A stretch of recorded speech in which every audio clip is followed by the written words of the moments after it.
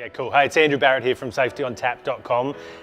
It's been a great day here at the New South Wales or Sydney Safety Institute of Australia Health and Safety Symposium, one day in Sydney, just before the long weekend, which has been fantastic. And I just thought I'd share with you, I was thinking about the day today, and I thought when we go to conferences, one of the main objectives that we have is about what we're learning. So I thought I'd just give you my top 3 tips for making sure that you get the most out of you going to a conference. So the first tip, number 1, is make sure you go in with a plan.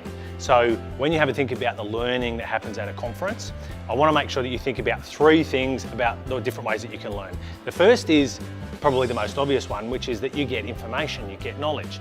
But only a very small proportion of what we learn actually comes from knowledge, from that translation from one person to another, or reading something, or hearing someone speak, or even listening to my podcast. So don't just worry about what you're actually learning. The second bit is around social. So often we talk about networking at conferences. So that is really, really important, obviously, to build your networks. If you go in just making sure that you want to have valuable connections with people, and you're not worried about, who's going to give you the next job or making the best impression, then I think you'll get a lot out of your learning, especially on that social side. If you can talk to one of the speakers, one of the people who are actually doing that knowledge bit, and connect with them, then you're going to get great value out of it. And the last part is about experiential learning.